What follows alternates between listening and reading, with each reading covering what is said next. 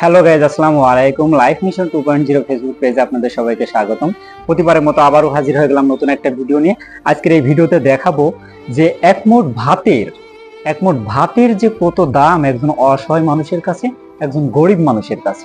আমরা অনেকেই আছি বাসা বাড়িতে খাবারটা নষ্ট করে ফেলি, আবার বিভিন্ন ধরনের অনুষ্ঠানে গিয়ে খাবারটা নষ্ট করে ফেলি, কিন্তু ওই এক মুঠ ভাতের যে কতটা মূল্য একজন অসহায় মানুষ, একজন গরিব মানুষই বুঝে। তো কথা না বাড়াইয়ে চলুন ভিডিওটা শুরু করা যাক। স্ক্রিনের উপর এই ছেলেগুলারে দেখে অনেকটা কষ্ট লাগলো। ভীষণ ক্ষুধার্ত আছে ওরা।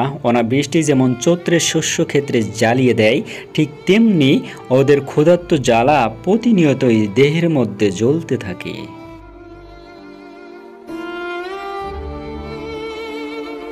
নবীর শিক্ষা করোনা ভিক্ষা মেহনত করো সবে, কথাটা হয়তো এই মুরব্বীও জানেন, বিধায় তার মুখটা গুটিয়ে রেখেছেন এবং সামনে গামছা পেতে দিয়ে মানুষের কাছ থেকে ভিক্ষা নিতেছেন।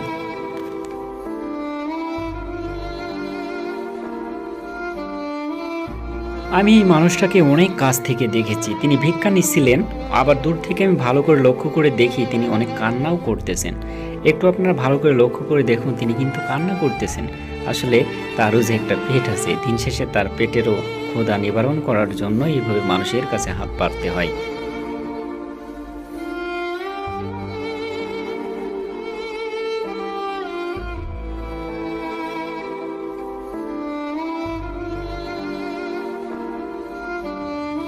এই সকল মানুষের হয়তো মনের আশা আকাঙ্ক্ষা যে দুমুঠো ভাত পেলে মোটে আর অন্য কোনো দাবি নেই আমাদের। অনেকেই অনেক কিছু চেয়ে নিচ্ছে, সকলে চাই বাড়ি গাড়ি টাকা করি, কিন্তু আমাদের সামান্য দাবি মাটির শানকি ভর্তি ভাত চাই, দুবেলা দুমুঠো ভাত পেলে ছেড়ে দেব অন্য সকল দাবি।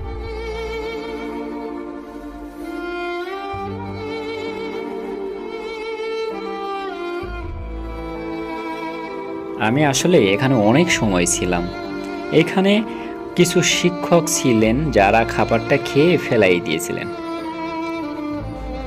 এবং সেই খাবারটা দুইটা ছেলে এভাবে গুছাইয়ে তারা একটা জায়গা রেখে দিয়েছে, তারা এগুলা নিয়ে যাবে, কিন্তু কিছু শিক্ষক হাসাহাসি করতেছিল এগুলা দেখে।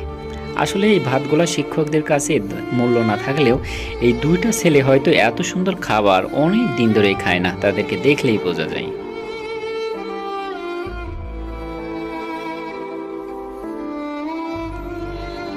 যার পেটে ক্ষুধা সেই বুঝে এক মুঠ ভাতের কত দাম। এই জন্যই আসাদ কবি বলেছিলেন, ভাত দে হারামজাদা নইলে মানচিত্র চিবিয়ে খাবো।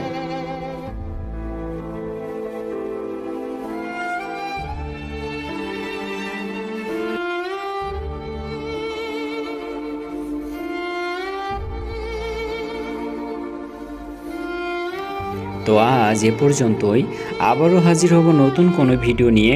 তত সময় ভালো থাকুন, সুস্থ থাকুন, আল্লাহ হাফেজ।